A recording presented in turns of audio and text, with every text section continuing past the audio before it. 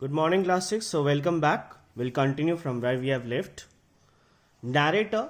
The narrator got his wish except for the delivery of his meals by the porter, Jimson. So, only the delivery of his meals came into the room. Jimson came and gave it. His door remained closed. And for 2 days, none but the porter had so much as a glimpse of him, and even the porter had strange things to tell of what he had seen. So the porter had many things to tell of because he had seen many strange things. Jimson, he kept his back to me the whole time, so he always faced back. He did not face means the man. Who was the man actually? The man was Jimson. Okay, Jimmy, I think. The narrator, Griffin, Mr. Griffin. Actually, Griffin was, what did he tell? Griffin used to back to me the whole time, wouldn't let me see so much as centimeter of his face. Means his face, he did not let him show to whom? The narrator, to Jimson. Got me to wondering, I tell you. I kept questioning him and making conversation about the weather until I thought he would burst. He was so anxious for me to get out of the room. At last he couldn't control his anger and he whirled around. Hard to believe it.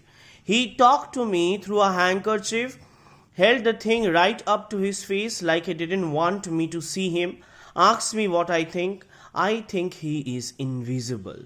So Jimson had a doubt that this man was invisible because all the time he used to keep himself covered up. Mrs. Hall laughing. Lord save us all. Invisible, you say? You are a suspicious old fool, Jimson. Your mind must be a wandering. So you must be thinking some extraordinary. That man was not invisible. Mrs. Hall was scoffing off the idea. She was laughing at it. Then the narrator.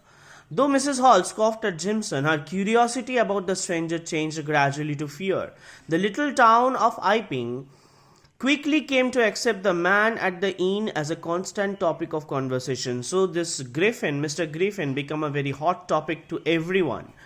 But after a week, a new mystery broke out, which occupied everyone's attention, and conversation was now given over to the rash of burglaries that had erupted in the neighborhood.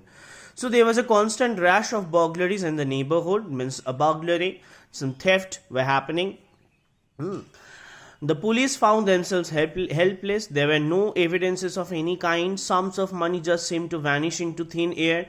Several weeks went by, and then one day Dr. Cuss, who had been going from house to house taking up a collection for the new nursing home, came running down the stairs of the coach and horses, his eyes ablaze with fright. Why?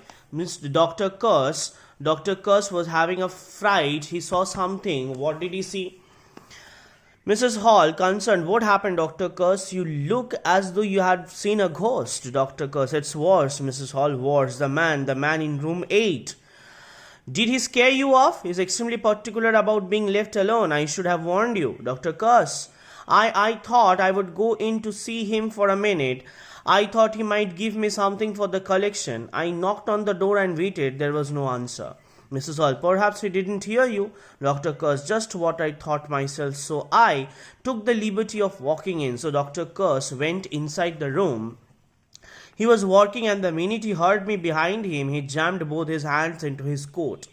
But not before I was able to see. He had no hands, Mrs. Hall. There were just 2 empty sleeves. So he had no hand. As you can see in the picture, he had no hand. And when he turned around, I saw something more scary. He has no face. The man in room 8, no hand, no face, just emptiness. You can see right through him, except where there's clothing cover him. That's why he always wears the bandages and the hat and the smoked glasses. Mrs. Hall, oh Mrs. Hall, Jimson was right. The stranger in room 8, he's an invisible man. So the stranger in room 8 was surely an invisible man. Okay. So till here, it's very interesting. We'll complete it up in part 3. Okay. Thank you. Bye-bye.